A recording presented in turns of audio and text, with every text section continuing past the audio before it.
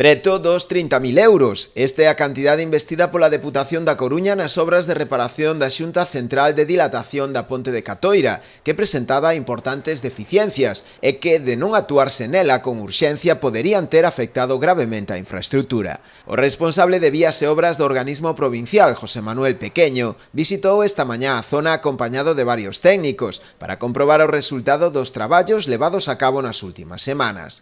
Sen ser na súa execución unha obra de gran calado, a dificultade foi poder realizar a reparación sen interromper a circulación, o tratarse dunha vía cunha elevada intensidade de tráfico. El puente vibraba, oscilaba con el tráfico y al final se destrozó la junta, el puente estaba mal, hubo que limitar la velocidad y los usuarios, digamos, se molestaban. Incluso la primera vez que vine aquí hasta me insultaron 5 o 6 camioneros, es de que realmente estaba molesto.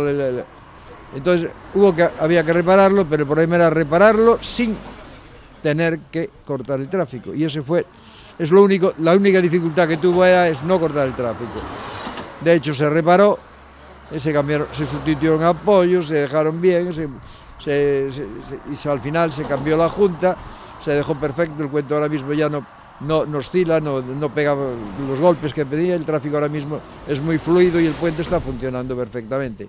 Pola súa banda, o responsable de vías e obras da Deputación coruñesa volveu a insistir na necesidade de abordar a transferencia da ponte á Xunta de Galicia, tal e como se recolle no Plan MOVE, dado o carácter estratéxico do vial que une as provincias da Coruña e Pontevedra. Hai aproximadamente un ano de que o presidente da Diputación da Coruña, a presidenta da Diputación de Pontevedra, pues que a cantidad de tráfico e da forma, a situación desta ponte, pues non é normal que pertenezca ás diputacións. Eu creo que ten que haber un ente superior que é a Xunta de Galicia que ten que coller este tipo de instalación de vial, ¿no? A última actuación importante realizada na Ponte de Catoira producíase no ano 2004. Sufragada naquel entón polas dúas deputacións, a de Pontevedra e a da Coruña, a infraestructura permaneceu pechada totalmente ao tráfico durante un período duns 4 meses, causando un gran malestar entre os habituais usuarios do viaduto.